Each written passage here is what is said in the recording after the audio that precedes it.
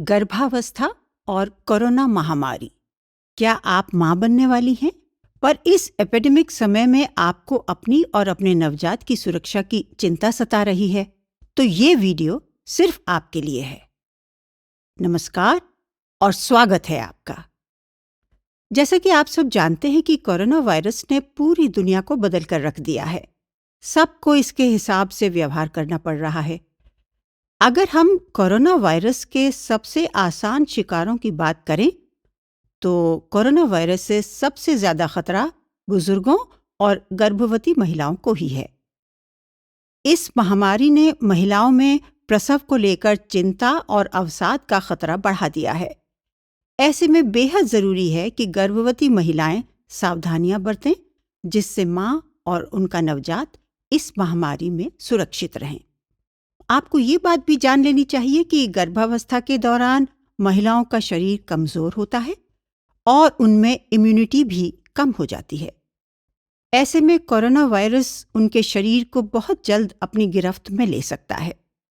गर्भावस्था के दौरान कोविड-19 के खतरे के संबंध में Indian council of medical research का एक अध्ययन सामने आया है, जिसमें रिसर्च के बाद ये बताया गया है कि गर्भ के अंदर ही मां से बच्चे को कोविड-19 का संक्रमण हो सकता है। हालांकि हर मामले में ऐसा हो ये जरूरी नहीं है, पर ऐसा हो भी सकता है। इसलिए ये और जरूरी हो जाता है कि गर्भवती महिलाएं इन दिनों विशेष सावधानियां बरतें। सबसे पहला नियम जो आपको फॉलो करना है वो है कि आपको बार बार हॉस्पिटल नहीं जाना है। इस दौरान सबसे अहम बात यही है कि आप जितना हो सके हॉस्पिटल जाने से बचें, क्योंकि हॉस्पिटल ही वो स्थान होता है जहां कोरोना वायरस का खतरा सबसे ज्यादा होता है। अगर कोई छोटी मोटी समस्या है तो डॉक्टर से टेलीफोन पर सलाह ली जा सकती है। इसके बाद जो खास बात आपको ध्यान में रखनी है वो है कि गर्भवती महिलाएं सर्दी, जुकाम, बुखार या सांस लेने में तकलीफ की शिकायत को हल्के में ना लें। अगर कोरोना वायरस या इससे संक्रमित किसी व्यक्ति के संपर्क में आने का संदेह हो तो भी फौरन स्वास्थ्य विशेषज्ञों से मिलें। इसके साथ ही गर्भावस्था के दौरान संतुलित और अनेक प्रकार का आहार लेना महत्वपूर्ण है, क्योंकि ये आपके शिशु को बढ़ने और विकसित करने में मदद करेगा।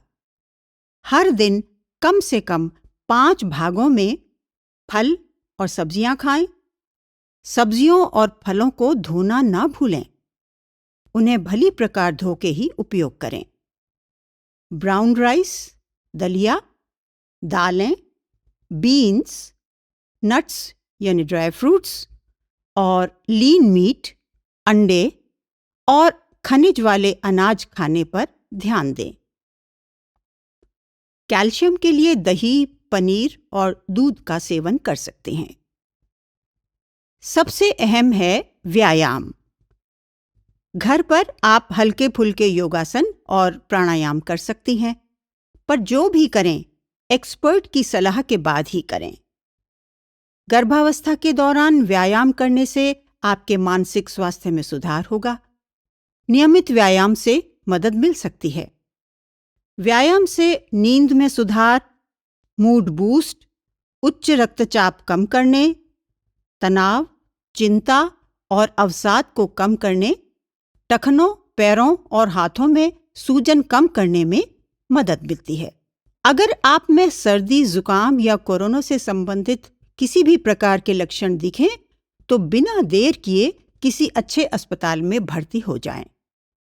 इस दौरान ध्यान रखें कि आपकी दिन में 3 से 4 बार तापमान, रक्तचाप, हृदय गति और श्वास की गति की जांच हो। दिन में 1 बार भ्रूण के हृदय गति की भी जांच हो।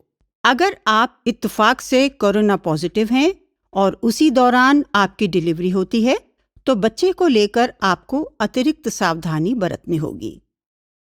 इस महामारी के काल में आयुर्वेद आपके लिए मददगार है।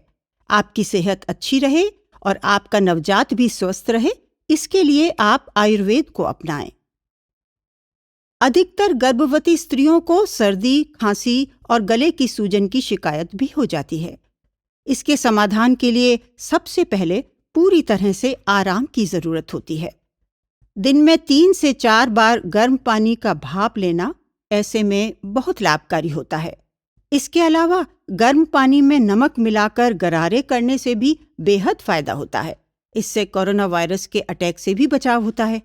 गर्भावस्था के दौरान गैस, भारीपन और पेट दर्द की समस्या भी आमतौर पर महिलाओं में देखी जाती है।